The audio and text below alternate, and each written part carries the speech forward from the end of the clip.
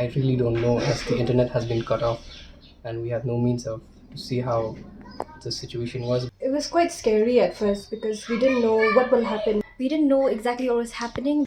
Kadi ki jingmat ke bashir khay laong ki Khynnah Pule ki bala shakta ha ka Jingiada ha ka Jylla Manipur ki bamanta ki lasngo kluj mesiem kat ba ki la poisuk ha ka Jylla Meghalaya ha ka jinga kran ha ka handriu trik jemang ki Khynnah Pule ki Iathuh e ka jingsiam jongki mat ki la ong ba ka long ka ek ka basngo ting ki la pinpau ba ka long ka jingsiam ka basngo sir namar ba kem tip ka ka baja ki la ong ru ba ki don jing tip shapang ka jinga khi henry ha ka than jongki da ka jing isin jong Blei kam shim don ka nu ka jingja bat ki don ha padeng ka Jingiada ki la pinpau ba ka long ka basngo ting namar ki yo sngo ka jing bthai bat ki jing siat suloi bat kumta ki la bo tang ki jing duai. My overall experience in our hostel was that it was quite scary at first because we didn't know what will happen, what is the situation.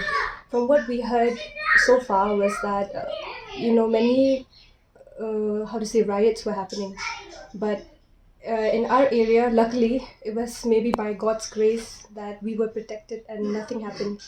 And yeah, so it was quite frightening being able to hear all the bombings and the gunshots and everything.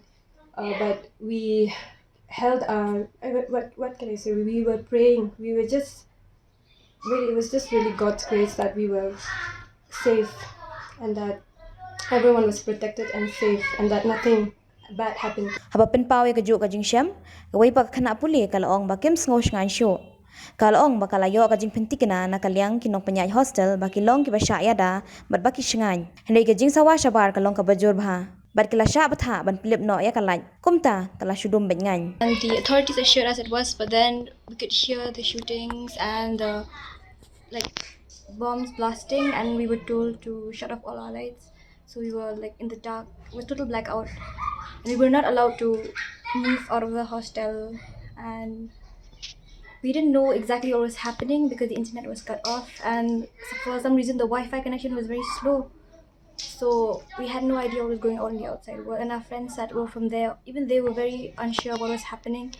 So yes, we were very insecure, as for most of us it was the first time that we experienced such a thing. For me personally, I really don't know, as the internet has been cut off and we have no means of to see how the situation was. But like from what we saw with our own eyes, somehow it is being controlled and the government is doing its best to control the situation.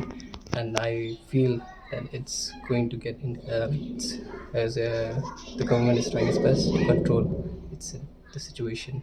Nakaliang ki Khynnah Pule ki la pinpau ba kitab da jing sngongo ya ka sarkar Jylla bat kumjo ya ki sipai Indian Army ba ki la pintikinai ka jingwan phai sok phai san jong baro ka Jylla Meghalaya. I'm grateful to be back home and for the government, the Indian Army, for bringing us back here.